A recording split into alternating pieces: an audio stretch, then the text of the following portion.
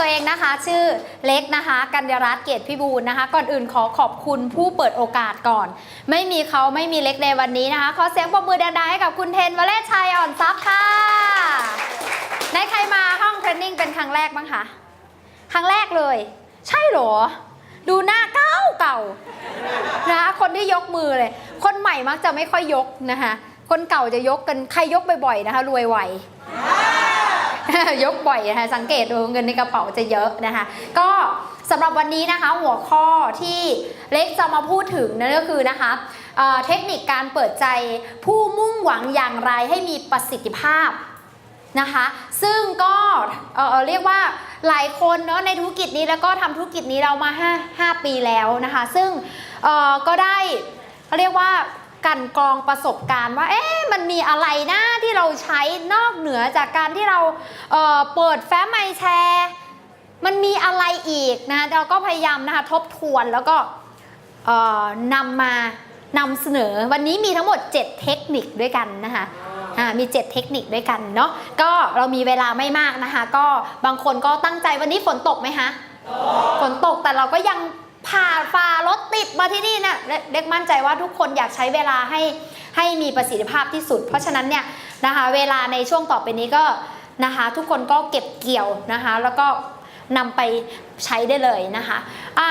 เทคนิคการเปิดใจนะคะธุรกิจนี้ต้องเปิดใจก่อนไหม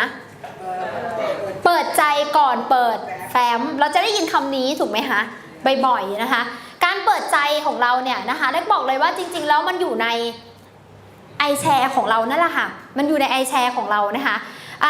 มันมีทั้งหมด6 why ไหนใครเคยเพิ่งได้ยิน6 why นะมีคนใหม่นะคะเขาเรียกว่ากระบวนการ6 why คือกระบวนการเปิดเล่ม iShare นะคะกระบวนการแรกเดี๋ยวใครที่เป็นคนใหม่นะคะอยากให้สอบถามนะคะสอบถามอัพไลน์สักนิดหนึ่งว่า6 why เนี่ยมันมี why อะไรบ้างจริงๆวันนี้เล็กจดมาหมดแล้วแหละนะคะมันมี why enjoy นะคะทำไมเราถึงต้องตัดสินใจทำงานนี้ why business แล้วทำไมต้องทำอะไรเพิ่มด้วยนะคะแล้วถ้าต้องทำอะไรเพิ่มทำไมต้องเป็นธุรกิจเครือข่าย3 why นี้นะคะ3 why บนจะเล็กคิดว่าเล็กแยกประเด็นออกมาว่ามันเป็น why เปิดใจ3 why นี้นะคะ why joy why business และ why network เนี่ยเป็นกระบวนการเปิดใจก่อนเปิดแฟ้มพอเปิดแฟ้มแล้วมันจะเป็น why success more แล้วอะเปิดแฟ้มแล้วนะคะตอนเขาเรียกว่าตรง why success more why system why not now เนี่ยมันเป็นกระบวนการเปิดแฟ้มให้ข้อมูลแล้วนะคะเรียกว่าการเปิดใจเนี่ยเป็นกระบวนการที่ได้ผลถึง 90% ข้อมูลเนี่ยแค่ 10% เท่านั้นเองนะคะข้อมูลแค่ 10% เท่านั้นเองเพราะฉะนั้นถ้าเราเปิดใจได้ดีของเข้าไหมถ้าเราแบบว่าก่อนเปิดแฟ้มเราทำกระบวนการเปิดใจได้ดีทำให้เขาแบบอยากฟังอยากไปต่อเนี่ยของมันก็จะเข้าแต่ถ้าเราเปิดใจได้แค่10อีก90เนี่ยมันเข้ายากมากเลยนะถูกไหมของจะไม่เข้าเรียกว่านะเราเปิดใจตรงนี้ให้ดีนะคะก็คือการ why enjoy ของเราเนี่ยบวก why businessเวลาเราวัยจอยมันต้องมีเรื่องราวไม่ใช่เล่าทำไมเราไม่รู้ว่าเล่าทำไมเราต้องรู้ก่อนว่าเราเล่าเพื่ออะไรวัยจอยนะคะเราว่าก่อนหน้านี้เนี่ยเรามีประสบปัญหาอะไร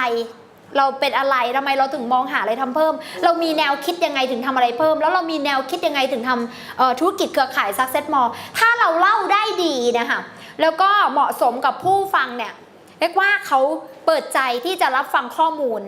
แต่ถ้าเราเกิดว่า3 วัยแรกของเราทำได้ไม่ดีทำได้ห่วยนะคะเราพูดได้แต่ข้อมูลอย่างเดียวเนี่ยเปิดใจเขาไม่ได้เล็กเห็นบางคนพูดข้อมูลเก่งมากเลยนะได้หมดเลยทุกอย่างเป๊ะเลยแต่ว่าบางครั้งเขาไม่เปิดใจเนื่องจากกระบวนการวายจอยของเราค่ะมันยังอ่อนอยู่เพราะฉะนั้นกระบวนการวายจอยบวกวายบิสเนสวายเน็ตเวิร์กเข้าไปเพิ่มเนี่ยอันนี้ลองฝึกดูนะคะลองฝึกดูสำคัญนะคะ 90% เลยนะคะ 90% เลยนะถ้าวายจอยดีเขาอยากไปต่อแล้วค่ะเขาอยากฟังแล้วว่ามันคืออะไรคราวนี้ไอตัววายจอยแล้ววายบิสเนสมันอยู่หน้าไหนล่ะในแฟ้มจริงๆแล้วการเปิดใจเรามีแฟ้มทุกคนไหมคะเรามี iShare ทุกคนไหมคะ120 บาทใครไม่มีซื้อข้างล่าง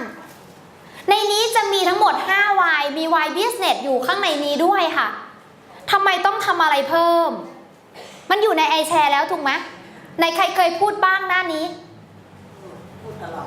พูดตลอดนะแสดงว่าสปอนเซอร์บ่อยนะคะบางคนก็อาจจะยังไม่เคยพูดเพราะไม่รู้นะคะอันนี้คือ why business ทำไมต้องทำอะไรเพิ่มเราก็ได้แบบจับมาอยู่ใน iShare แล้วนะคะแต่เราจะต้องเล่าเรื่องได้แบบว่าเขาเรียกว่าการอ่านคือบางคนอ่านเลยอะค่ะเพราะอ่านเลยเนี่ยมันไม่ใช่การเปิดใจที่ดีการเปิดใจต้องสามารถทำให้ข้อความอ่านเนี่ยเป็นคำพูดนึกออกไหมไม่ใช่ว่าให้อ่านตามไม่ใช่เขาให้อ่านตามเปิดแล้วก็อ่านตามแบบนั้นไม่ต้องโยนให้เขาเลยถ้าอย่างนั้นไปอ่านเอาเองแต่เราต้องสามารถทำให้นะคะเนื้อหาเป็นคำอ่านเนี่ยเป็นเรื่องเล่าได้อะเป็นเรื่องเล่าเห็นไหมคะพิธีกรบางคนเนี่ยเขาสามารถเขามีโพยอยู่ในมือแต่เวลาที่เขาพูดเป็นเรื่องเล่าเขาไม่ได้พูดเป็นอ่านบทอ่านนักอ่านข่าวค่ะเขาก็พูดเหมือนเรื่องเล่าให้เราฟังเห็นไหมคะเขาไม่ได้อ่านนะเขาแค่มองเฉยๆแล้วเขาก็พูดเพราะฉะนั้นเราเป็นนักเปิดใจหรือว่านักเล่าเรื่องที่ดีหรือเปล่าเนี่ยมันอยู่ในนี้นะคะซึ่งวันนี้เนี่ยก่อนที่เล็กจะไปเนื้อหานะคะ7เทคนิคการเปิดใจอย่างมีประสิทธิภาพเล็กอยากจะให้ดูตัวอย่างเดี๋ยวเล็กจะบอกว่าทำไมเล็กถึงเอาตัวอย่างขึ้นมาพูดมาประกอบแต่อยากให้ดูตัวอย่างก่อนนะคะโอเคนะคะก็ทุกคนสมมุติว่าทุกคนเป็นคนใหม่โอเคก็คือวัยจบเรียบร้อยแล้วนะคะก็ทุกคนคิดว่าเศรษฐกิจทุกวันนี้เป็นยังไงบ้างคะขาดีขาขึ้นหรือขาลงนะบางคนบอกขาขึ้นกันนะคะแล้วถ้าเศรษฐกิจไม่ดีอย่างนี้ค่ะถ้าเรามีรายได้นะคะจากงานประจำหรืออาชีพที่เราทำอยู่แล้ว1 ทางแต่มีกระเป๋าที่2ทุกท่านว่าดีไหมคะดีนะคะโอเคค่ะเรียกก็ว่าดีนะคะแล้วถ้าวันนี้ค่ะเราเดินไปตามถนนนะคะแล้วเราเจอแบงค์พันตกอยู่ทุกท่านจะเก็บไหมคะเก็บแน่นอนเก็บแต่เราไม่รู้ว่าเป็นแบงค์จริงหรือแบงค์ปลอมจริงนะคะก็เก็บมาดูก่อนถ้าเป็นแบงค์จริงก็ซื้อกับข้าวเนาะซื้อของกินได้หลายอย่างแต่ถ้าเป็นแบงค์ปลอมเราก็ทิ้งไปเช่นเดียวกับเรื่องราวที่เล็กจะพูดนะคะในเรื่องราวของ Success More ในวันนี้เหมือนกันนะถ้าเป็นแบงค์จริงก็คือโอกาสนะคะที่เราจะคว้ามันไว้นะคะและทุกท่านคิดว่าวันนี้ค่ะถ้าเรานะคะอยากจะเป็นคนรวยนะคะเราก็ต้องมีวิธีคิดแบบคนรวยก่อนจริงไม่จริงคะวันนี้ค่ะนักมหาเศรษฐีระดับโลกนะคะเขาแนะนำนะคะให้เราทำธุรกิจเครือข่ายนะคะแล้ววันนี้ค่ะเขาบอกคนบนโลกนี้ค่ะมี2ช่วงชีวิตเท่านั้นเองถ้าทุกท่านเลือกได้อยากมีรูปแบบชีวิตที่1หรือที่2แบบที่1นะคะเรานะคะเรียนหนังสือ20 ปีนะคะเรียนจบแล้วเราทำอะไรคะทำงานนะคะทำงานจน40 ปีจนเราอายุ60 ปีหลังจากนั้นค่ะเราก็เกษียณจริงไม่จริงคะเกษียณแล้วเราก็ใช้ชีวิตหลังเกษียณในแค่5 ปีแล้วก็แก่เราก็ตายนะคะแบบที่2ค่ะเรียนหนังสือเหมือนกันเลยนะคะแต่เราทำงานแค่5 ปีหนักค่ะเหนื่อยค่ะบีบอัดจาก40 ปีเหลือเพียงแค่5 ปีทำงานแล้วหลังจากที่ทำงานเสร็จค่ะเราจะมีเวลาค่ะใช้ชีวิตอยู่กับคนที่เรารักยาวๆแบบ40 ปีแบบนี้ถ้าเลือกได้อยากมีรูปแบบชีวิตที่1หรือที่2คะ2โอเคตบมือให้กับเล็กกี้เลยค่ะโอเคนะคะเล็กกี้จบไปแล้วนะเชิญเล็กกี้ลงได้เลยขอบคุณมากแล้วดูอีกท่านหนึ่งนะคะอีกท่านหนึ่งว่าเขาจะใช้กระบวนการเปิดใจวัยบิสเนสเมื่อกี้นี้นะคะอยากให้เป็นหน้าเดิมเพื่อให้เรานะคะเห็นบางสิ่งบางอย่างนะโอเคทุกท่านครับทุกท่านคิดว่าปัจจุบันในเศรษฐกิจเป็นยังไงบ้างครับแย่ใช่ไหมครับขาขึ้นหรือขาลงครับขาขึ้นนะฮะเอาขามาไก่มาปากเลยนะฮะเอางี้ครับวันนี้ครับถ้ามีรายได้กระเป๋าหนึ่งทุกท่านคิดว่าดีไหมครับดีไม่ดีครับดีเนาะเอางี้ครับสมมติถ้าเดินลงไปเจอแบงค์พันท่านจะเก็บไหมครับถ้าเป็นแบงค์ปลอมนะครับแล้วถ้าเป็นแบงค์จริงนะครับก็เก็บไปใช้จริงไม่จริงวันนี้ครับแบงค์พันเปรียบเสมือนโอกาสครับวันนี้ถ้าสมมติว่ามันเป็นของจริงครับท่านก็จับมือกับคนที่แนะนำท่านมาแล้วก็สำเร็จไปด้วยกันแต่ถ้ามันเป็นของปลอมครับไม่ใช่ครับไม่ชอบครับก็ท่านต้องให้วางมาลงนะครับแค่วางมาลงเรายังเป็นเพื่อนเรายังเป็นพี่เป็นน้องอย่างนี้ได้ไหมครับได้นะครับจินตนาการตามผมดีนะครับ ระหว่างคนที่มีรายได้ 10,000 กับคนที่มีรายได้ 100,000 แตกต่างกันไหมครับ แตกต่าง แล้วคนที่มีรายได้ 100,000 กับ 1 ล้านชีวิตแตกต่างกันไหมครับ แตกต่าง ถ้าเลือกได้ครับหมื่นแสนล้านท่านอยากได้แบบไหนครับ แล้วอาชีพอะไรล่ะครับ ที่เราจะสามารถมีอาชีพมีเงินหลักล้านได้นะครับ ผมเป็นอาจารย์นะบอกเลยว่าเกษียณแล้วก็ไม่สามารถมีเงินหลักแสนได้เหมือนกันนะครับตรงนี้ครับเขาบอกว่าวันนี้ครับแนวคิดของโรเบิร์ต คิยโซกินะครับมหาเศรษฐีของโลกเขาบอกว่ามีรูปแบบชีวิตให้เลือก2รูปแบบครับรูปแบบที่1ครับเรียน 20 ปีครับเรียนรู้20 ปีหลังจากนั้นครับใช้ชีวิตทำงาน 40 ปีเขาบอกว่าเนี่ยหมายความว่าอายุเรา60แล้วจริงไม่จริงเขาก็บอกว่าเนี่ยเราใช้ชีวิตอีก5 ปีที่เหลือนะครับแต่รูปแบบที่2ครับเรียนรู้เหมือนกันเลยครับ20 ปีแต่ใช้ระยะเวลาบีบล้นในการทำนะครับงาน 3-5 ปีเท่านั้นแล้วสามารถใช้ชีวิตยาวๆเลยครับ40 ปีถ้าเลือกได้ครับระหว่างแบบที่1แบบที่2อยากได้แบบไหนครับแบบที่2โอเคปรบมือกับพี่ณด้วยเราจะเห็นได้ว่า2คนนี้จริงๆเนื้อหาเหมือนกันไหมคะพูดหน้าไอแชร์เหมือนกันไหมเหมือนกันเลยเขาไม่ได้มีอะไรที่แตกต่างกันเลยเล็กกำลังจะบอกว่าคือวันนี้เล็กเป็นบูเดมอนคือหลายๆคนก็จะคิดว่ามีเทคนิคอะไรในการเปิดใจบูเดมอนก็ไม่ได้ตีลังกาทำค่ะก็พูดแบบนี้ละค่ะจริงๆแล้วการเปิดใจอยู่ในเล่มไอแชร์ในมือของทุกท่านอยู่แล้วมีเครื่องมืออยู่ใกล้ตัวแล้วเรียนรู้ที่จะใช้เครื่องมือนั้นนะคะให้เกิดประสิทธิภาพที่สุดนะคะเพราะนั้นวันนี้สิ่งที่เล็กจะมาพูดถึงก็คือว่าเราไม่ได้มานั่งให้ทุกคนพูดหน้านี้แต่เล็กกำลังจะบอกให้ทุกคนรู้อยู่แล้วว่าการเปิดใจมันอยู่ตั้งแต่หน้าแรกของไอแชร์เลยทำไมวันนี้ต้องทำอะไรเพิ่มอ่ะก็เศรษฐกิจมันไม่ดีหาอะไรทำเพิ่มดีกว่าไหมนี่คือการทำไมต้องทำอะไรเพิ่มถูกไหมคะแล้วทำไมวันนี้ต้องเป็นเน็ตเวิร์กเห็นไหมคะก็มันทำงานสั้นๆแค่5 ปีอ่ะจริงๆมันอยู่ในไอแชร์เหล่านี้หมดแล้วนะคะมันอยู่ในนี้หมดแล้วถ้าเราพูดดีๆพูดให้เข้าใจทุกหน้าคิดว่าเพื่อนเราน่าจะเข้าใจไหมถ้าเราพูดรู้เรื่องประสิทธิภาพในการตัดสินใจที่จะเข้าร่วมธุรกิจเรามีสูงไหมคะแต่ปัญหาคือเขาหรือเราคะที่พูดไม่รู้เรื่องพูดเองงนเองมึนเองมีปัญหาแต่กับตัวเองเพราะนั้นวันนี้เนาะเปลี่ยนแปลงคนอื่นเนี่ยมันยากนะเปลี่ยนแปลงตัวเองเนี่ยง่ายกว่านะบังคับให้คนสมัครไม่ได้บังคับคนอื่นไม่ได้เปลี่ยนคนอื่นไม่ได้เปลี่ยนมันตัวเองนี่แหละเปลี่ยนไอ้สิ่งที่มันยากที่สุดเนี่ยและก็เคยเป็นคนหนึ่งนะคะที่เปลี่ยนแปลงตัวเองนะมันมีเล่มนี้เขาโยนให้เราละเขาโยนให้เราพูดเพราะฉะนั้นเนี่ยมันต้องมีอะไรในนี้แล้วก็พูดเหมือนกันจะเห็นได้ว่าทั้ง2เคสเนี่ยพูดไม่ได้แตกต่างกันเลยดีเหมือนกันพูดเหมือนกันทำไมเหมือนในเล่มมะแต่เขามีความเป็นธรรมชาติไหมคะเขาไม่ได้อ่านมาพูดอะแต่เขาไหลลื่นเป็นตัวเขาเองเล็กกี้ก็เป็นแบบเล็กกี้พี่นะก็เป็นแบบพี่นะแต่เนื้อหาไม่ได้ทิ้งกันเยอะเลยนะเพราะฉะนั้นสิ่งที่เล็กจะมาพูดวันนี้ก็คือเรื่องลึกของการเปิดใจที่มันมากกว่าแค่ข้อมูลเมื่อกี้นี้นะคะเรามี7เทคนิคในการเปิดใจผู้มุ่งหวังอย่างมีประสิทธิภาพมันมีอะไรเป็นเรื่องลึกบ้างนะคะที่เราอาจจะยังไม่รู้นะคะพอเรารู้แล้วเราจะได้ไปนะเตรียมซ้อมเตรียมพร้อมต่างๆนะคะสิ่งแรกเลยว่าเราต้องเตรียมข้อมูลนะคะของเราให้เหมาะสมกับเคสคือเราต้องนัดเคสก่อนจริงไหมคะก่อนกระบวนการออกไปให้สปอนเซอร์เราต้องรู้ไหมว่าเคสเป็นใครแล้วเนื้อหาที่เราเตรียมไปเหมาะสมกับเคสไหมหรือเยอะจนเกินไป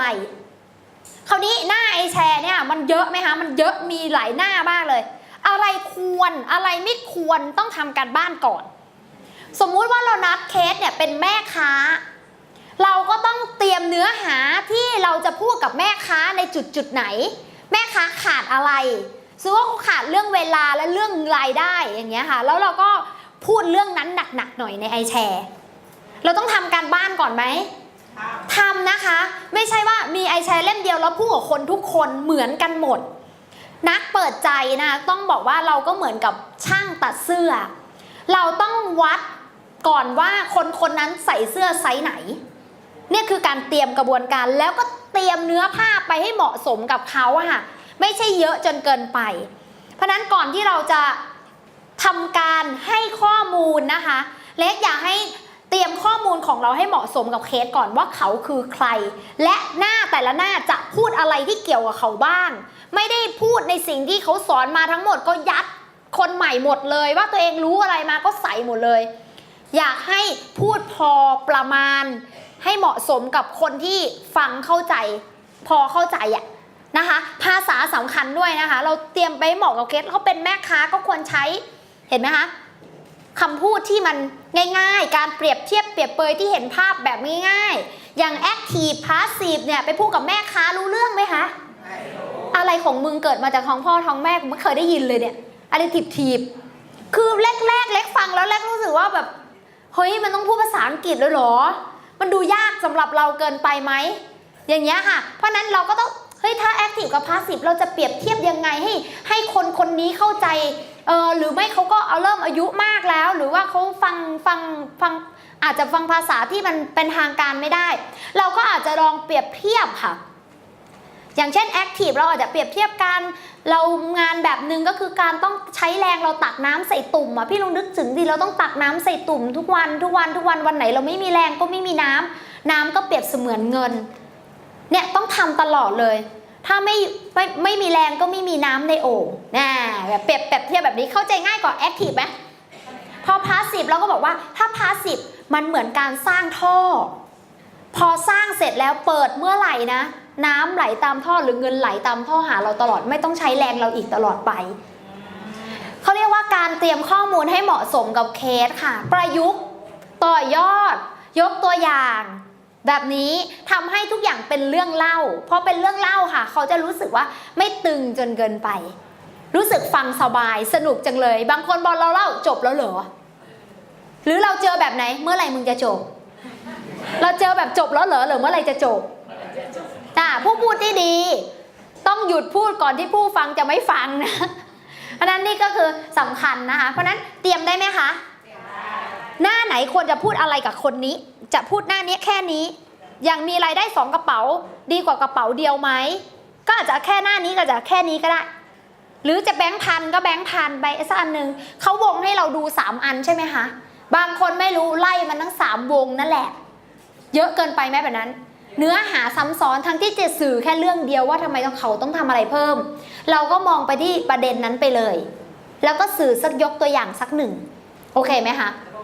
แบบนี้ค่ะเตรียมอย่าให้มันเยอะเกินไปเพราะเนื้อหาจริงๆเราจะได้ไปเล่าแผนไปใส่ในส่วนที่มันสำคัญได้นะคะโอเคไหมนะคะเตรียมนะคะถ้าเป็นนักวิชาการเราต้องเตรียมข้อมูลให้สมนะเหมาะสมกับเคสด้วยเขาเป็นนักวิชาการนะข้อมูลจะต้องค่อนข้างเป๊ะเราก็ต้องเตรียมไปนะคะให้เหมาะสมคำพูดอะไรให้เหมาะสมกับเขาด้วย2เลยนะคะสิ่งสำคัญที่สุดเลยนะคะความมั่นใจและความเป็นธรรมชาติเห็นไหมคะความมั่นใจความเป็นธรรมชาติสำคัญมากๆเราต้องเล่าเราถือไอแชร์ก็จริงค่ะแต่ไม่ต้องเป็นต้องมองมันตลอดนึกออกไหมคะแค่เหลือบดูก็รู้แล้วไหนใครมาเกิน3เดือนบ้าง3เดือนเนี่ยเหลือบไปก็รู้แล้วว่าหน้านี้ต้องสื่ออะไรไอแชร์ไม่ใช่กำกับเราแต่เราต้องเป็นคนกำกับไอแชร์นะคะบางคนเนี่ยให้เล่มไอแชร์กำหนดตัวเองค่ะพอเปิดไอแชร์มาแล้วก็ไปตามเลยตามไอแชร์ไปเลยคือเราเหลือบแล้วเราควรรู้แล้วหน้านี้คนสื่ออะไรคือใหม่ๆแบบนี้ค่ะไอแชร์นะคะทำไมเขาถึงต้องมีก่อนเล็กให้เข้าใจไอแชร์ก่อนว่าคือใหม่ๆคนใหม่ไม่รู้ว่าจะพูดอะไรแล้วจำหน้ายังไม่ได้นึกออกไหมคะเขาก็เลยมีให้เพื่อเป็นบล็อกให้กับเราค่ะว่าถ้าเป็นหน้านี้ต้องพูดแบบนี้แต่บางคนไม่เข้าใจที่จะใช้มันอ่านตามเลยแบบนี้อันเนี้ยไม่เป็นธรรมชาติเราแค่มองแล้วเล่าเป็นความเป็นธรรมชาติใครมาเกิน3เดือนเล็กเชื่อว่าหน้านี้ไปไหนต่อเนี่ยหลับตาเนี่ยถ้าทำนะยกวงเล็บนะคะถ้าทำงานพื้นฐานมากพอหลับตาก็จะรู้ว่าหน้าต่อไปคืออะไรใช่ไหมแล้วทำไมต้องมองมันตลอดด้วยบางคนนะสปอนเซอร์ไม่มองผู้มุ่งหวังมองแต่ไอแชร์ค่ะไม่รู้ว่าจะสปอนเซอร์ไอแชร์หรือสปอนเซอร์ผู้มุ่งหวังคือเคยเห็นไหม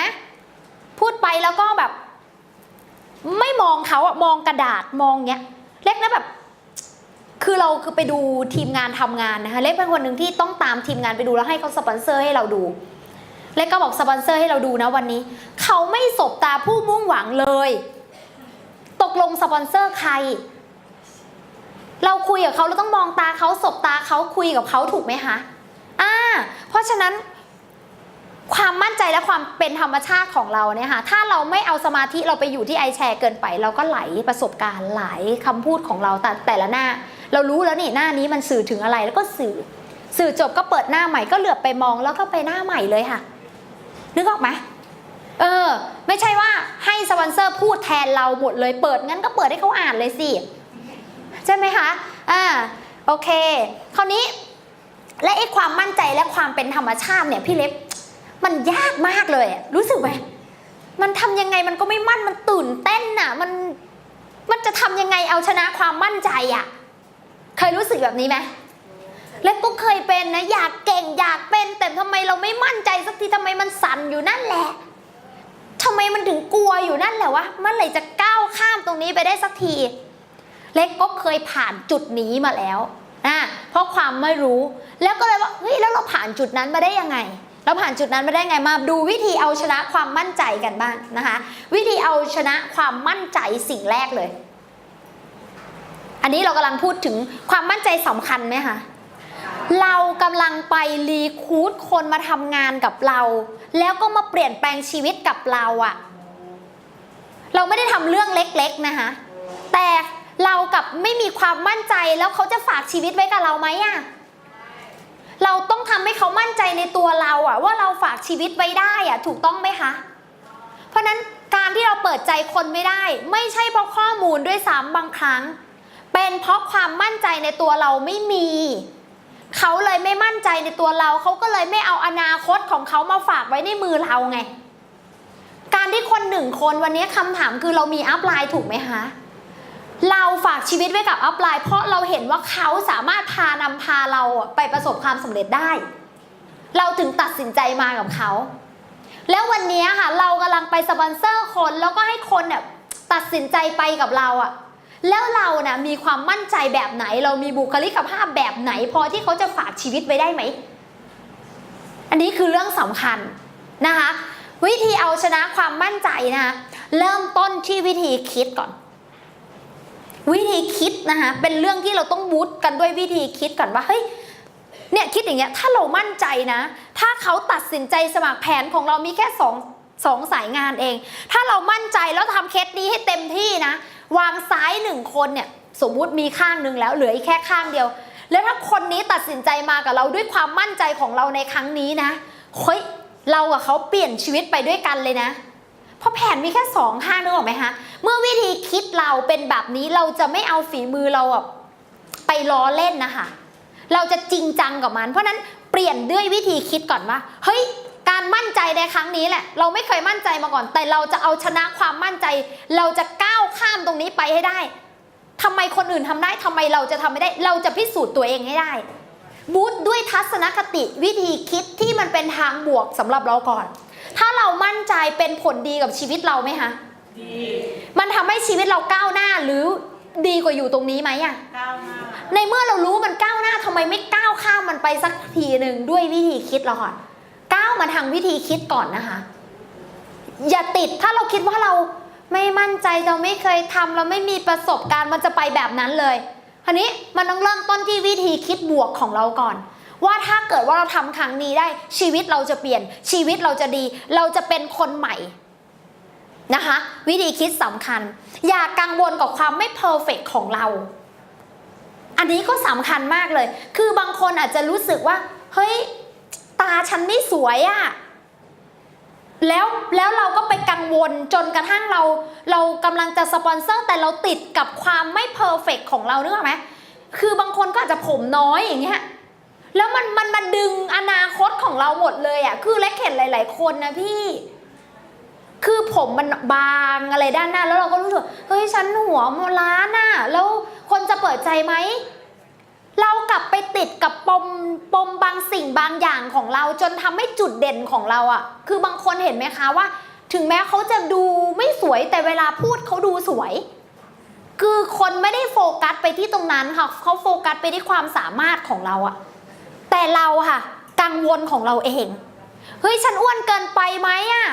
เฮ้ยฉันจะพูดเรื่องนี้ได้ไหมอะเนี่ยค่ะคือสิ่งที่เรากังวลตลอดจนทำให้เนื้อหาการเปิดใจของเราเกิดความไม่มั่นใจอะเพราะนั้นถ้าเราอยากเพอร์เฟกต์เราจัดเต็มเลยแต่งหน้าผัดหน้าทำให้ตัวเองดูดีที่สุดในวันนั้นน่ะแล้วมั่นใจไปเลยทำไม่ได้ก็ไม่มีใครฆ่าเราอะแล้วทำไมต้องทำแบบไม่มั่นใจไม่มั่นใจก็ต้องทำมั่นใจก็ต้องทำทำไมไม่ทำแบบมั่นใจไปเลยอะได้ไม่ได้ก็ช่างมันอะก็ยอมรับความจริงไม่ตายนี่ก็คิดอย่างเนี้ยแต่ถ้าได้ชีวิตเราเปลี่ยนน่ะถูกไหมคะถ้าวันนี้เล็กกังวลกับอุ้ยจมูกฉันไม่สวยจมูกฉันบานมันอยู่ตรงหน้าเราพอดีเลยนะแล้วเล็กก็มัวแต่กังวลแบบเนี้ยพอดีละค่ะเนื้อหาที่เรากำลังรีคูดเขาบางครั้งเขาไม่ได้มองตรงนี้เราแต่เราคิดไปเองพูดไปเลยค่ะพูดไหลประสบการณ์ของเราไปเลยอย่าไปสนใจ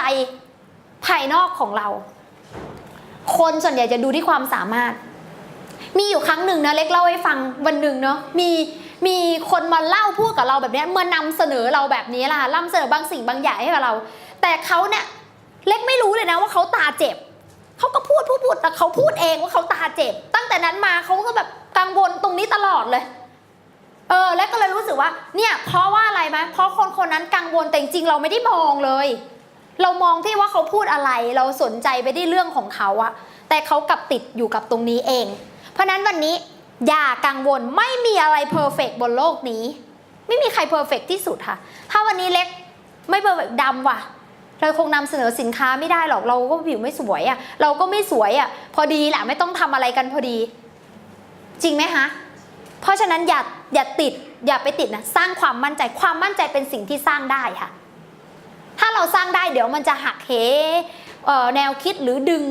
ผู้มุ่งหวังเราออกไปตรงนั้นเองนะคะเห็นไหมคะทุกคนก็ไม่ได้โฟกัสที่เล็กจมูกบาน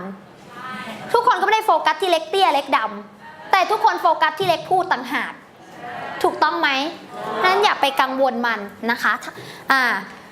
ทำทั้งที่กลัวค่ะนี่ก็คือความมั่นใจอย่างหนึ่งมันไม่มีทางลัดนะธุรกิจนี้จะมั่นใจก็ต้องทำก็ทำมันทั้งที่กลัวนี่แหละค่ะเล็กก็เคยสั่นมาก่อนเคยแบบรีคูดคนแล้วมือสั่นมาก่อนวันครั้งแรกๆมันต้องสั่นก่อนแล้วหลังจากนั้นมันก็หายสั่นเพราะเราอะไรคะเราทำมากค่ะอยากมั่นใจไหมทำมากๆดิทำเยอะๆสิรู้อยู่แล้วว่าทำเยอะๆเราจะมั่นใจใช่ไหมถ้าทำบ่อยๆมั่นใจไหมทำไมไม่ทำทำไมช้าถ้าอย่างนั้นก็จะก้าวข้ามตรงนี้ช้าไปด้วยนะคะถูกต้องไหมในเมื่อมันต้องทำบ่อยๆแล้วก็ทำแล้วก็ไม่มีใครเดือดร้อนเอาก็เอาไม่เอาก็ไม่เป็นไรแต่สิ่งที่เราได้ความมั่นใจค่ะเราอาจจะเจอคำปฏิเสธเราอาจจะได้เซโนค่ะแต่สิ่งที่เราได้คือเราได้ความมั่นใจที่จะทำเคสถัดไปและดีขึ้นมันไม่มีอะไรได้มาโดยที่ไม่เสียอะไรเวลาเล็กออกไปทำเล็กก็คิดว่าไม่เป็นไรอย่างน้อยเล็กเก่งขึ้นเล็กได้ประสบการณ์มากขึ้นการออกไปทำให้เราได้ประสบการณ์ถูกไหมคะเมื่อเราได้ประสบการณ์จะเปลี่ยนเป็นความสำเร็จในที่สุดแต่วันนี้เราไม่ทำเราก็จะไม่ได้ประสบการณ์พอไม่ได้ประสบการณ์เราก็สำเร็จไม่ได้นั้นทุกๆคนที่ประสบความสำเร็จล้วนแล้วแต่มีประสบการณ์ทั้งนั้นนะคะเพราะนั้นทำทั้งที่กลัวยิ่งทำสิ่งนั้นเลยกลัวที่จะพูดอะไรพูดสิ่งนั้นเลยเล็กเนี่ยเป็นคนหนึ่งที่รู้สึกว่าตัวเองเปิดใจไม่ดีสมัยก่อนแล้วก็บอกกับอัพไลน์ว่าเฮ้ยตัวเองเนี่ยเปิดใจไม่ค่อยเก่งเปิดใจไม่ค่อยดีเลยอัพไลน์บอกให้เล็กทำแล้วเล็กก็เน้นแต่เรื่องการเปิดใจเนี่ยเป็นอันแรกเลยกลัวอันนี้ที่สุดกลัวการคุยกับคนไม่รู้จักที่สุดจะเปิดยังไงจะเข้ายังไงแต่เราต้องฝึกเรื่องนี้ค่ะแล้วเล็กก็ทำเรื่องนี้เป็นเรื่องแรกคือสิ่งที่เล็กกลัวแล้วก็ทำสิ่งที่กลัวเป็นเรื่องแรกทุกวันนี้ก็ไม่กลัวสิ่งนั้นเลยคุยกับใครก็ได้ค่ะทุกวันนี้เจอใครสามารถพูดได้หมดเลยไม่กลัวด้วยเพราะอะไรคะเพราะเล็กทำทั้งที่กลัวมาแล้วกลัวในครั้งนี้มันจะเปลี่ยนชีวิตเราค่ะรีบก้าวข้ามมันให้เร็วช้าความสำเร็จในชีวิตเราก็ช้าถูกไหมคะเราอยากสำเร็จเร็วหรือช้าชีวิตเราบางทีการกังวลอยู่แบบนี้การไม่มั่นใจอยู่แบบนี้มันเป็นตัวหนึ่งที่ยึด ทำให้เราไม่ไปไหนมาไหนนะคะแล้วชีวิตที่เราไม่ไปไหนมาไหนนี่ก็เพราะอุปสรรคตัวนี้หรือเปล่าไม่ใช่เรื่องไม่รู้เรียนได้ค่ะไม่รู้เรียนได้มานั่งเรียนแต่สิ่งที่ไม่ยอมทำคือความไม่มั่นใจสปอนเซอร์เนี่ยพูดเรียนอัพไลน์สอนเราไม่รู้กี่ชั่วโมงแล้วพูดได้หมดแหละแต่สิ่งที่ไม่ไปทำคือไม่ใช่พูดไม่ได้แต่เพราะไม่มั่นใจในตัวเองนี่แหละค่ะเรื่องเดียวเลยกลัวอะไรอะในเมื่อมันไม่เสียอะไรอะในเมื่อเรียนมาแล้วอะก็เอาวิชาความรู้นี้ออกไปทำแล้วท่านได้ความมั่นใจคืนกลับมาแล้วเราจะได้ชีวิตใหม่ค่ะคิดอย่างนี้แล้วกันนะคะถ้าไม่มั่นใจวิธีที่3ก็คือว่าทำการบ้านเยอะๆซ้อมก่อนพูดคนเดียวก่อนทำโครงขึ้นมาเลยจะพูดแบบนี้หน้านี้จะพูดกับคนนี้ยังไงหน้านี้จะพูดยังไงแผนจะพูดยังไงกับเขาทำการบ้านแล้วซ้อมก่อนค่ะอันนี้จะช่วยลดความตื่นเต้นได้พอไปถึงเนี่ยโอ้โหเตรียมพร้อม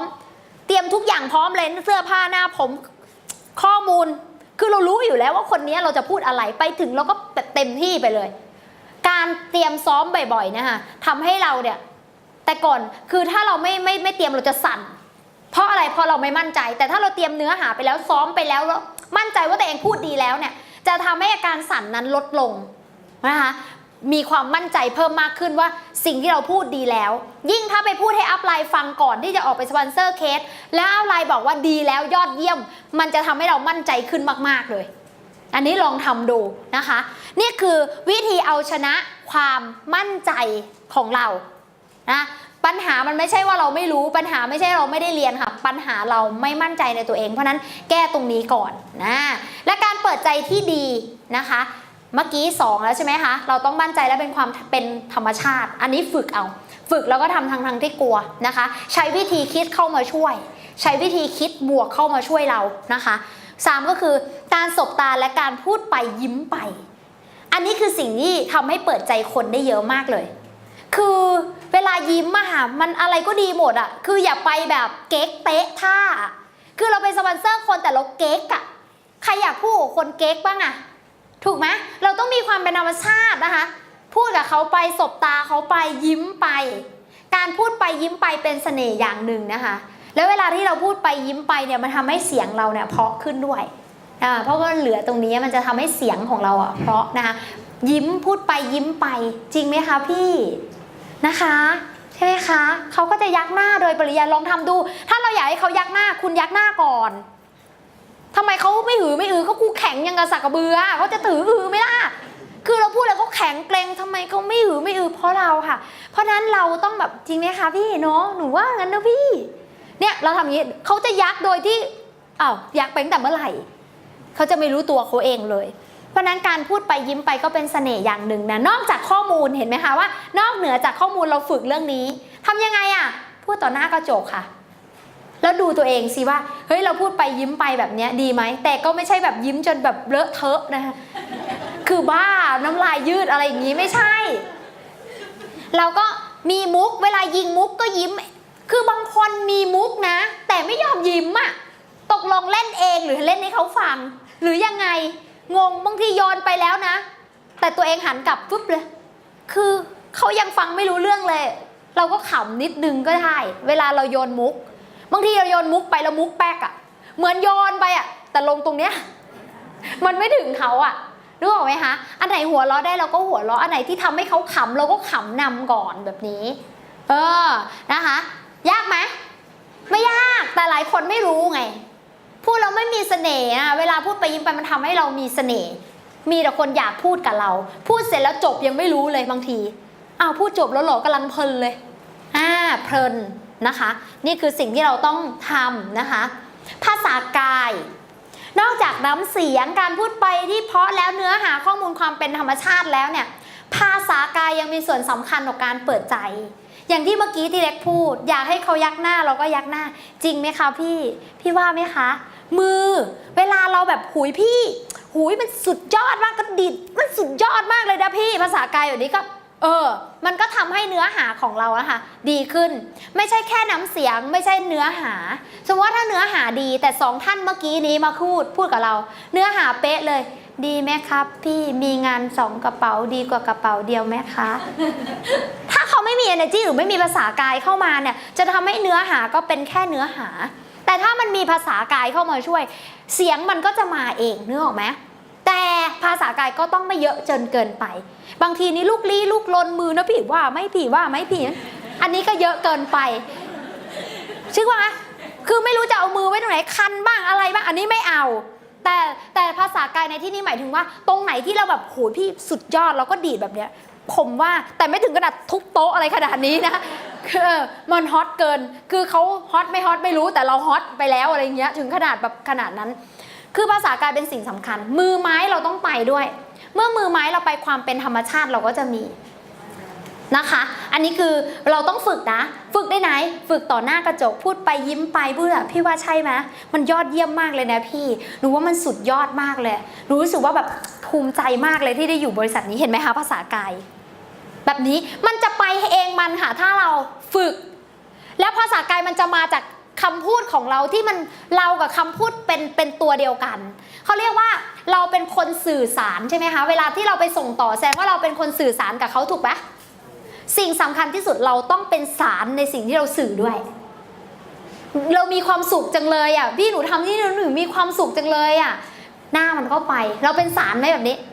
แต่ว่าเรามีความสุขจังเลยแต่หน้าเราเศร้ามากเป็นสนุกมากเลยพี่หน้าตายมากแบบเนี้ยคือบางคนสปอนเซอร์เหมือนตายไปแล้ว3 เดือนน่ะไร้วิญญาณน่ะมันต้องมี energy ตลอดเวลาที่คนมาถามเล็กหรือว่าคนเก่าอยู่มานานทำไมหนูถึงไม่ประสบความสำเร็จสักทีพี่ทำไมชวนแล้วไม่มีใครมากับผมเลยเล็กคิดในใจมึงดูตัวมึงเองก่อนไหม ไหวไหมอ่ะบางทีเขาไม่ไหวอ่ะคือเราต้องเช็คตัวเรานะว่าเราเป็นอะไรทำไมคนถึงไม่มาเราไม่มี energy เราไม่มีพลังงานหรือเปล่าเคยเห็นไหมคนพูดแล้วคือไร้พลังอ่ะคือวันนี้ไม่คิดว่าเขาอัดเลยนะหนูคิดว่าหนูคุยกับพวกพี่ทุกคนนะช่างมันใครจะอัดอะไรช่างเนอะเราคุยกันเองเนาะเพราะเราตั้งใจให้คนที่มาที่นี่ตั้งใจมาฟังอยู่แล้วนะเหมือนคุยกันเองลืมไปเลยว่ามีกล้องนะคะนะจริงใจจัดเลยเนี่ยแล้วเป็นคนที่เวลาพูดแล้วมันต้องมีอินเนอร์อะค่ะเรากำลังจะนำพาเขาไปเปลี่ยนแปลงชีวิตแต่อินเนอร์เราไม่มีเราเป็นไร้วิญญาณมันดีไหมอะพี่1,600 รอบล้านกว่าบาทเจอแค่2 สายงานน่ะทำอะไรได้อะ2 คนใครก็ได้ใช่ไหมคะแผนน่ะแล้วทับเต็มแม็ก1,600 รอบล้านกว่าบาทมีงานอะไรให้เราแบบเนี้ยทุนอะไรก็ไม่ต้องแล้วทำไมเวลาเราสปอนเซอร์เราไม่ตื่นเต้นน่ะเล็กเขาโคตรตื่นเต้นเลยพูดแผนทุกครั้งคนใหม่ไม่ฮอตเล็กฮอตแต่อยากสมัครใหม่อ่ะคือมันดีอ่ะทำไมคือไม่รู้จะพูดยังไงเวลาที่เล็กแบบพูดแผนนะคือมันต้องพูดจากความเชื่อภายในของเราอะค่ะเราต้องส่งต่อความเชื่อของเราออกไปให้ได้ว่าเฮ้ยชีวิตมันจะเปลี่ยนเว้ยจากแผนการตลาดของที่นี่จากเครื่องมือตัวนี้จากสินค้าแบบนี้แผนแบบนี้แหละเราชีวิตเปลี่ยนแน่นอนลุยด้วยกันไม่ทำงานนี้ก็ทำงานอื่นเหนื่อยให้มันจบไปเลยเชื่อดูภาษากายคือเราอินอะเรากำลังทำงานที่เกี่ยวกับการส่งต่อความเชื่อค่ะแต่เราส่งมันออกไปไม่ได้ค่ะเราส่งเต็ม100เขารับไม่ได้100หรอกนะคะจะได้100ต้องส่งเกิน150นู่นเขาถึงจะรับได้อัพไลน์บอกเล็กเสมอว่างานนี้คือการส่งต่อความเชื่อเล็กต้องส่งเชื่อสุดๆเชื่อส่งต่อความเชื่อของเราเดี๋ยวเขาจะเป็นคนรับได้เองแต่ถ้าตัวเราไม่มั่นใจก็ส่งมันทั้งไม่มั่นใจนั่นแหละค่ะแล้วเขาได้อะไรอะเห็นไหมคะสำคัญมากเพราะนั้นเวลานี้ต้องมีด้วยนะคะภาษากายน้ำเสียงต่อไปนะคะการแต่งกายก็สำคัญการแต่งกายก็เป็นตัวหนึ่งนะคะที่เป็นเรื่องของการเปิดใจด้วยเช่นกันการแต่งกายมันทำให้เรามั่นใจขอให้วันนั้นวันที่เรารีคูดคนเนาะวันที่เรานัดหมายคนได้กว่าจะนัดได้ยากไหมคะวันนั้นเราต้องแต่งตัวให้ดูดีที่สุดที่เรามั่นใจที่สุดเสื้อตัวเก่งที่สุดกางเกงตัวเก่งที่สุดค่ะอย่าแต่งแบบไม่มั่นใจชุดที่ไม่เคยใส่บางครั้งมันเขินมันเข้าวินแล้วก็คำนี้มันก็จะแบบกังวลอยู่ตลอดเวลายิ่งบางครั้งเป็นผู้หญิงเนอะกระโปรงที่เราไม่เคยเอามาใส่บางทีผ้ามันรัดรูปแล้วพอเราเดินมันก็ถกขึ้นเขาคอยดึงตลอดมันอันนี้มันเป็นตัวที่ทำให้เราไม่มั่นใจเพราะฉะนั้นเนี่ยชุดทำให้มั่นใจรีดให้มันเนียบใส่เข้าในกางเกงแบบเดินแล้วแบบไม่ต้องคอยกังวลน่ะว่ามันจะยังไง อย่างเงี้ยค่ะเพื่อไม่ให้เขามาจ้องมองตัวเรามากเกินไปไม่ใช่แบบเรานั่งพูดไปเราก็ถกกระโปรงลงไปปิดเสื้อไปลูกลี้ลูกลนแสดงว่าอย่างนี้ไม่มั่นใจเขาจะมองเราตลอดเลยว่าถ้าจะเปิดก็เปิดไปเลยให้มั่นใจไปเลยไม่ต้องกลัวเพราะเปิดไปแล้วไม่ต้องกังวลนึกออกไหมคะไม่ต้องคอยปิดก็ทำให้มันแบบโอเคไปเลย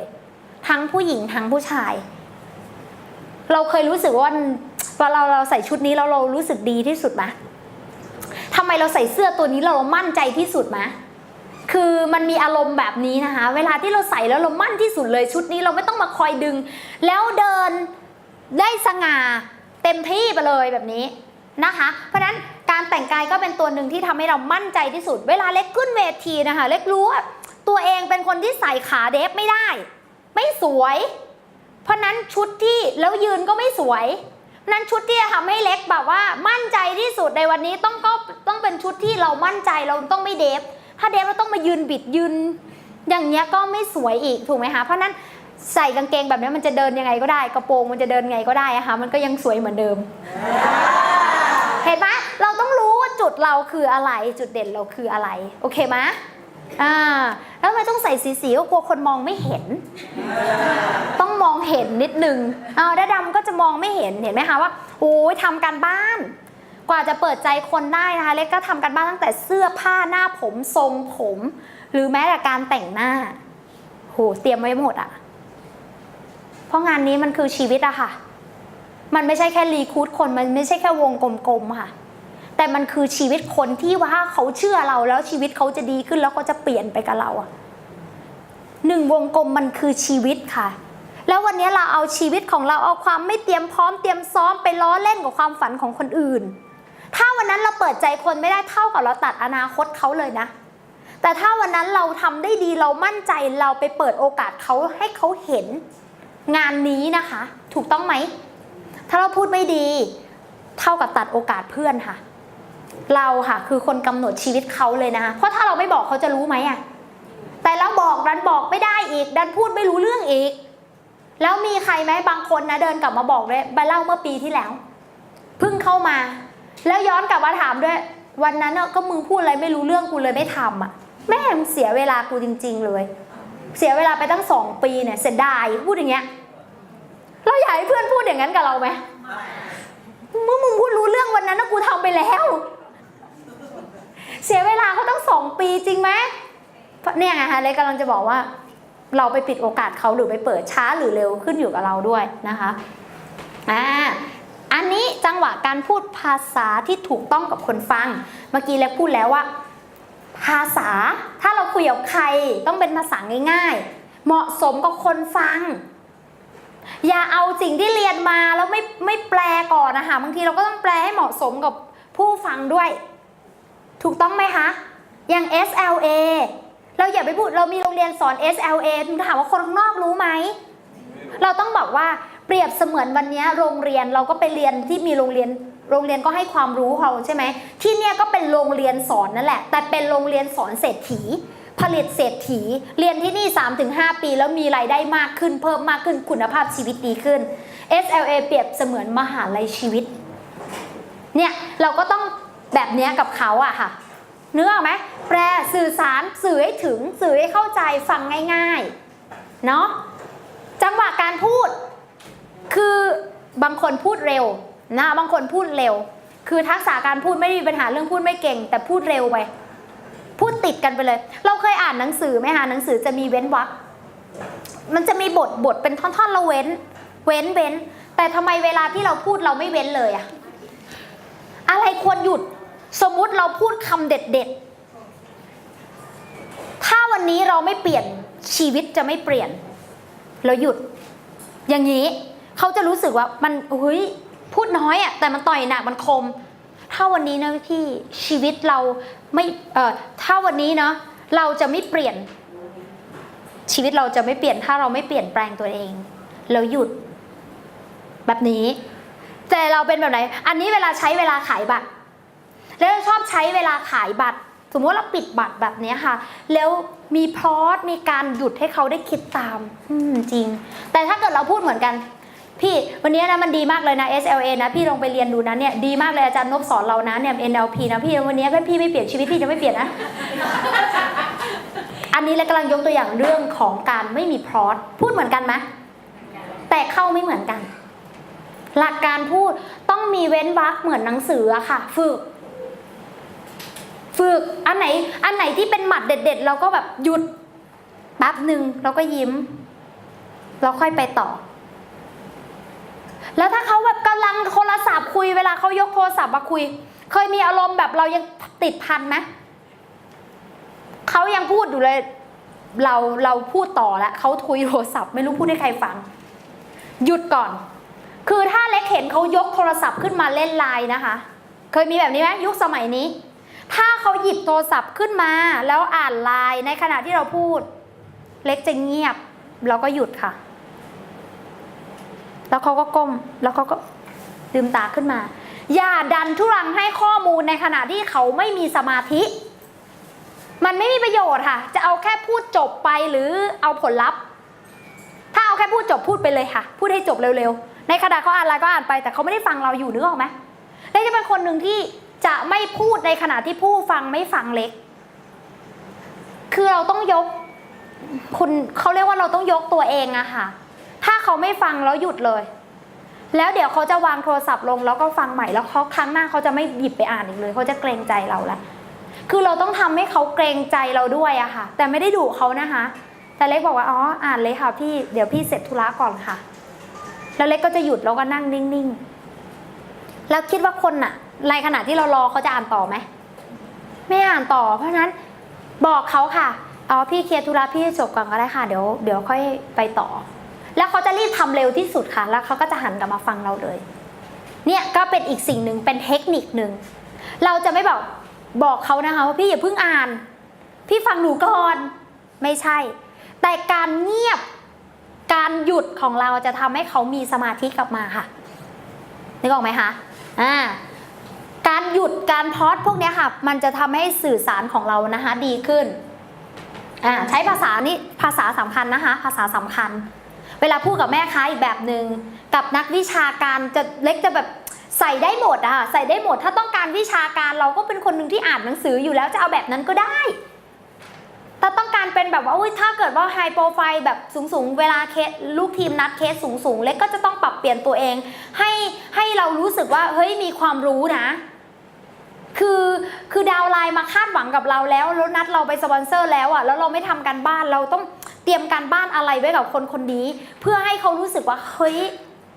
ใช้ได้อะไรอย่างนี้เล็กจะเป็นคนหนึ่งที่เตรียมข้อมูลตลอดนะถ้าไฮโปรไฟล์ก็จะเป็นแบบข้อมูลเยอะแต่ถ้าเป็นแบบเป็นพนักงานประจำก็จะใช้ภาษาง่ายๆในการคุยกับเขาแล้วเขาก็แบบฟังง่ายดีไม่เหมือนที่อื่นเลยคือเคยเห็นไหมว่าบางคนมาพูด 2-3 ชั่วโมงแต่แบบเขาไม่ได้อะไรอะแสดงว่าอะไรแสดงว่าเขาไม่รับสารเขาฟังยากเขาฟังไม่ได้จริงๆซักเซมอมันยากที่ไหนมันเป็นเรื่องธรรมดามันอยู่ที่เราพูดซักเซมอไม่ได้ออกแบบมาให้เทวดาทำออกแบบมาให้คนธรรมดาทำค่ะเราเป็นคนธรรมดาพูดเรื่องธรรมดาให้เป็นโอเคไหมคะนะคะนั้นเราพยายามนั่งอยู่กับเขาแล้วคิดดูซิว่าเขาอะถ้าเราพูดแบบนี้เขาจะเข้าใจไหมคือพยายามเอาตัวเองไปเป็นคนใหม่ที่นั่งฟังด้วยลองจินตนาการว่าเราคือคนพูดให้เขาฟังแล้วก็เราคือคนฟังตัวเองด้วยเหมือนซาตานมี2ตัวหนึ่งคือคนพูดตัวหนึ่งคนฟังอะแล้วเวลาเราได้พูดอะไรที่มันแหม่งเราจะแก้ลำทันถ้าฟังแล้วเรารู้สึกว่าไม่ใช่ไว้เราพูดผิดเราก็จะได้กลับคำทันนะคะหรือว่าใช้ภาษาใหม่ได้แบบนั้นและจะชอบเป็นคนหนึ่งที่ชอบคิดว่าตัวเองนั่งฟังตัวเองถ้าอะไรที่พูดไปแล้วตัวเองไม่เข้าใจจะเปลี่ยนใหม่เหมือนพูดให้ตัวเองฟังเลยเนาะแต่ดีนะคะข้อดีของเราคือเราได้ทบทวนสิ่งที่พูดถ้าไม่เข้าใจเปลี่ยนใหม่เลยไม่เข้าใจเปลี่ยนใหม่เลยอย่างนี้นะคะพยายามเข้าใจผู้ที่นั่งฟังด้วยอย่าเข้าใจตัวเองคนเดียวกูรู้คนเดียวกูพูดได้กูจบแค่วันนี้พอไม่ใช่ต้องสนใจผู้ฟังด้วยว่าเขาฟังไหมสบตาเขายิ้มดูสิว่าภาษากายเขาอะค่ะจากกอดอกเนี่ยวางลงเมื่อไหร่การกอดอกคือการปิดใจอยู่นะคะนั่งฟังแบบปิดแบบมีเกราะป้องกันตัวเองแต่ถ้าเมื่อไหร่เขาคลายมือวางมือออกแล้วเริ่มโน้มตัวมาหาเราแสดงว่าเขาเปิดใจแล้ว เริ่มอยากไปต่อแล้วเริ่มถาม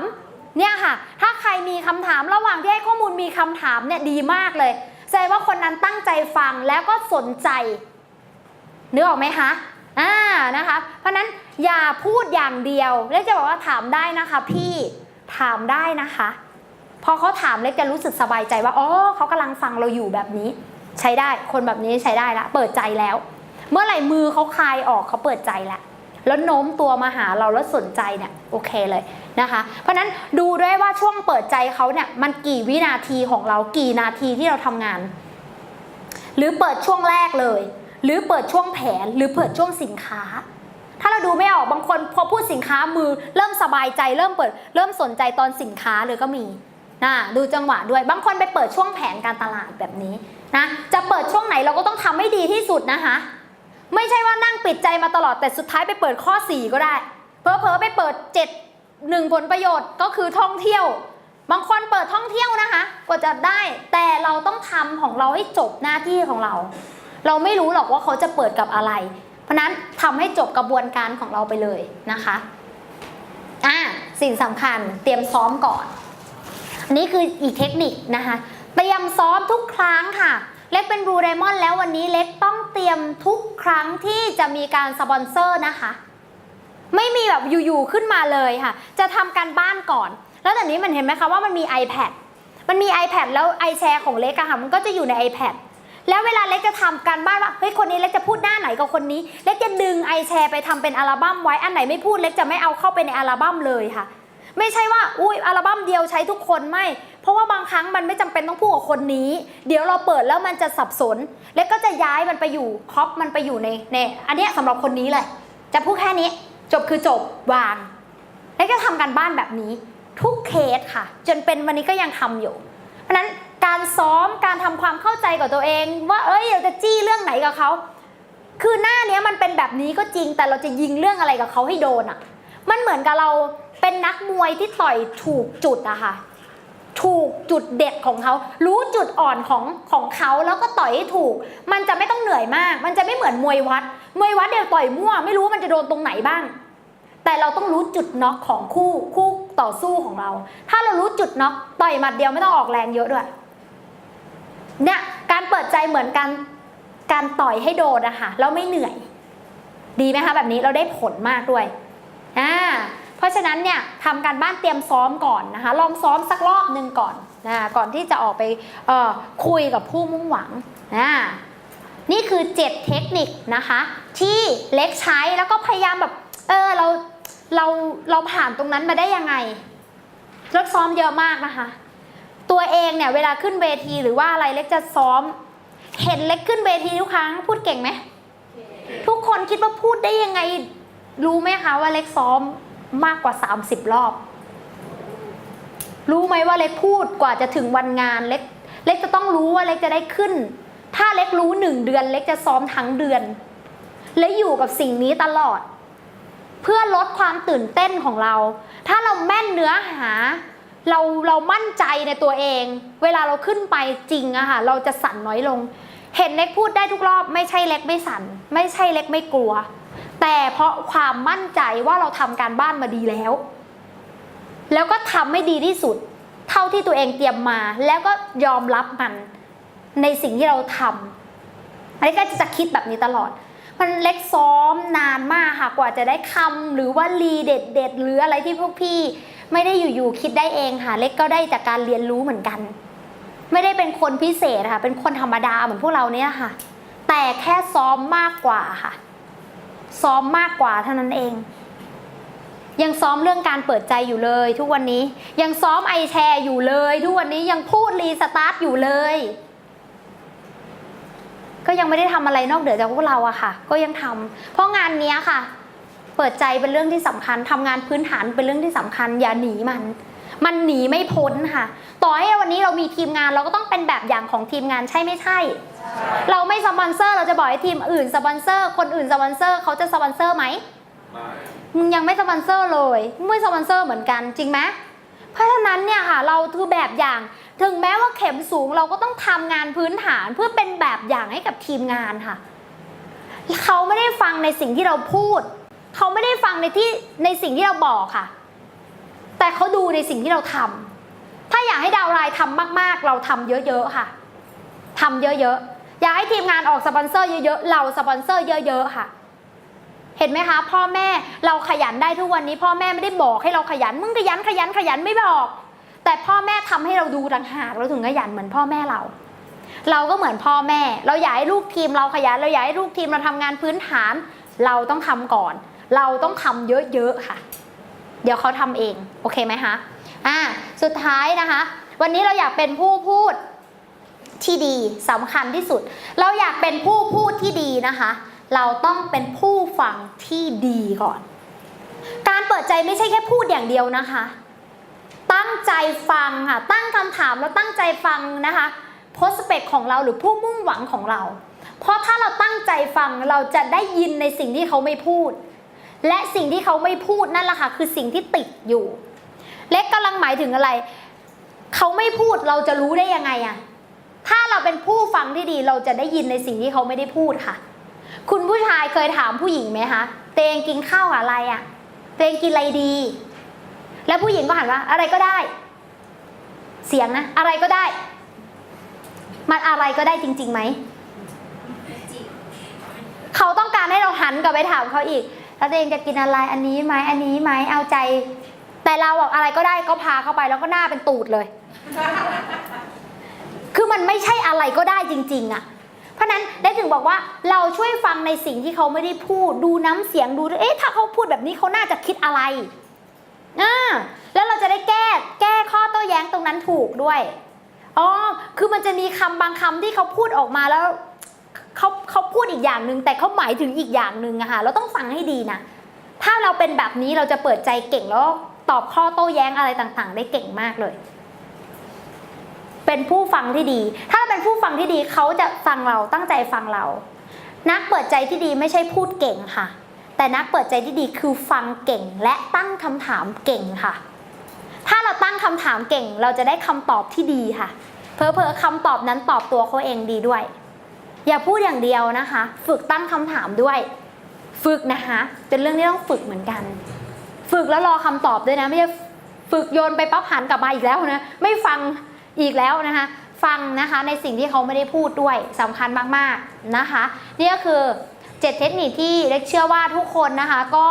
จะได้ประโยชน์แล้วก็ได้เอาไปประยุกต์ใช้หลังจากที่เราเรียน iShare มาแล้วเราจะใช้น้ำเสียงใช้ภาษากายของเราใช้ความมั่นใจของเราในการถ่ายทอดใช้ความเชื่ออินเนอร์ต่างๆของเราแล้วก็ใช้ภาษาให้ถูกต้องนะคะกับเคสเล็กเชื่อว่าถ้าเราทำแบบนี้ได้มันจะลดค่าเฉลี่ยการล้มเหลวการถูกปฏิเสธให้เหลือน้อยลงค่ะให้เราเก่งขึ้นจากประสบการณ์ทุกครั้งที่ออกไปสปอนเซอร์ให้คะแนนตัวเองแล้วเรียนรู้จากประสบการณ์ครั้งนี้แล้วแก้ครั้งใหม่ให้ดีขึ้นเวลาเราออกไปทำงานให้เราค้นหาความผิดพลาดของเราก่อนค่ะไม่ใช่อัพไลน์ชมว่าสุดยอดมันไม่ทำให้เราพัฒนาค่ะคำติต่างหากที่มันทำให้เราพัฒนาขึ้นเราหาข้อเสียของเราเพื่อครั้งหน้าเราจะได้ดีกว่าเดิมค่ะถ้าวันนี้เรามีข้อเสียเราอุดรอยรั่วเราจะเป็นคนที่พัฒนาขึ้นแต่ถ้าเราเสพติดแต่คำชมสุดยอดคุณจะไม่พัฒนาเลยนึกออกไหมคะเพราะนั้นเวลาที่อัพไลน์ติเราค่ะเขาติเพื่อก่อค่ะเขารู้ว่าเราควรที่จะพูดอะไรเขารู้ว่าจะเจรไนเรายังไงเพราะนั้นเวลาที่อัพไลน์นะคะติเราบอกเราอย่าโกรธไม่มีใครหวังดีกับเราเท่ากับอัพไลน์หรอกค่ะเขาก็ไม่มีเหตุผลอะไรที่จะทำให้เราไม่สำเร็จด้วยเพราะถ้าเราสำเร็จเขาสำเร็จไหมเขาก็สำเร็จถูกต้องไหมคะเพราะนั้นวันนี้เล็กเชื่อว่าทุกคนแบบตั้งใจที่จะประสบความสำเร็จฟังอัพไลน์ตัดสินใจเชื่อโค้ชของเรานะคะเชื่อเวลาที่เขาติอะไรเราเนี่ยรับตรงนั้น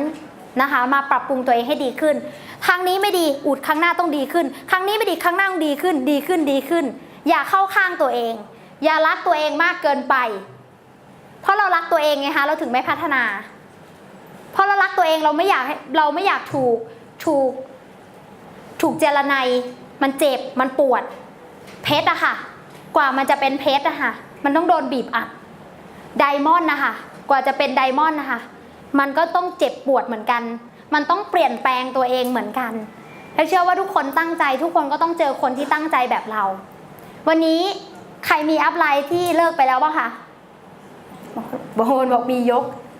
ขนาดแสดงว่าอัพไลน์เลิกแสดงว่าอัพไลน์ไม่ตั้งใจจริงไหม